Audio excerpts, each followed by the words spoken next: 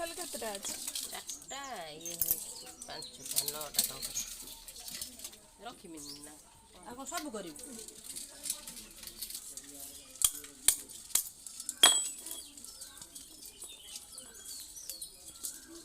ହଁ ଦିଟା ଦିନ ପାଇବନି।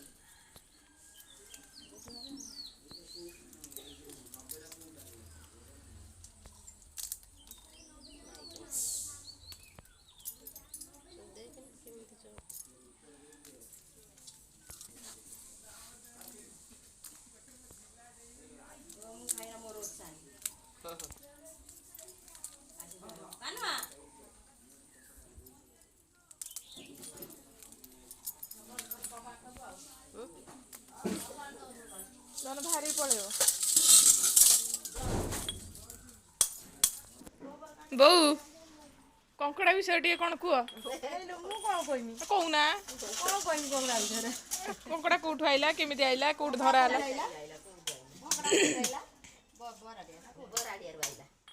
ବରାଡିଆରୁ କଙ୍କଡ଼ା ଆସିଲା। ଓ ସାନ ଭାଙ୍ଗେ ଖାଇବେ ଆଜି ଖୁସିରେ ଖାଇବେ ଆଉ। ବଡ଼ ବଡ଼ କଙ୍କଡ଼ା ଆଉ। ବଡ଼ ବଡ଼ କଙ୍କଡ଼ା ଆଉ। ରେଟ୍ ହେଉଛି 600 ଟଙ୍କା। କିଏ ନବ ଆସ। କିଏ ନବ ଆସ। ସାନ ଆଜି ଆଉ ରେଟ୍ କହିବେନି।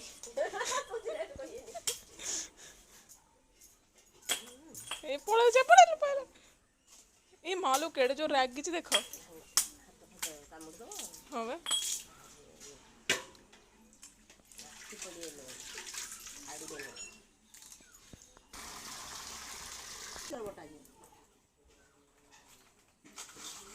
ଦେଖିବୁ ଇଏ ମାନେ ବୁଝିଲୁ। କଙ୍କଡ଼ା ରୂପାଲ ଦିଟା। ରୂପାଲ ଦିଟା। ହାବୁଡ଼ରେ ପଡ଼ିଯାଇଛି ଆଉ 10 ଖଣ୍ଡ କରିଦେମି 2 ଖଣ୍ଡ ସମସ୍ତେ।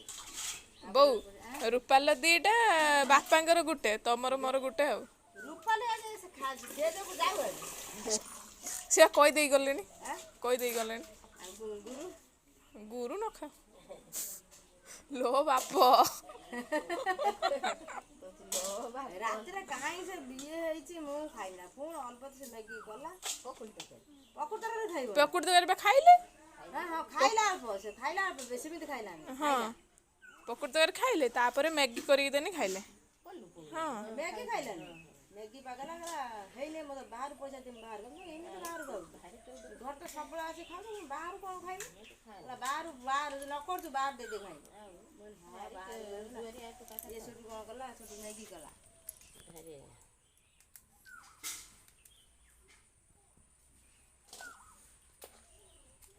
ହେଲା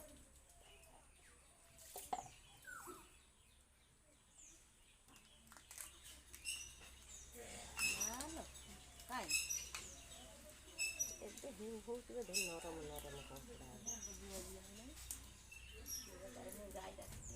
ଆମର ଜାଳ କଣ ସିଏ ତାର ଆଳୁ ଦବ ତ ଖାଇବା।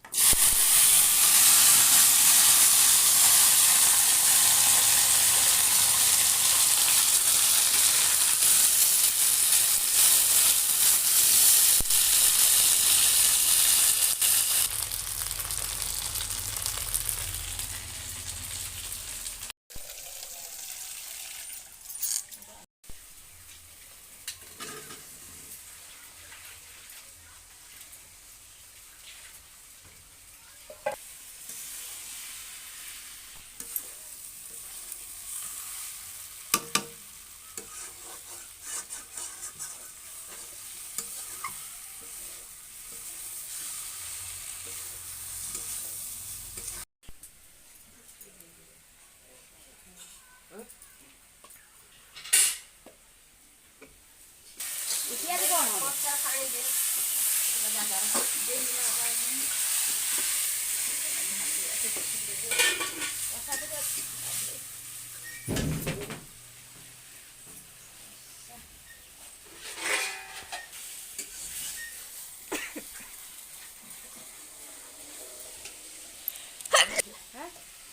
ମୋଟା ପୁରୀ ଖଣ୍ଡେ ଦରକାର ହଉଥିଲା ସଞ୍ଜ ପୁରୀ ମାତ୍ର ନଥିଲା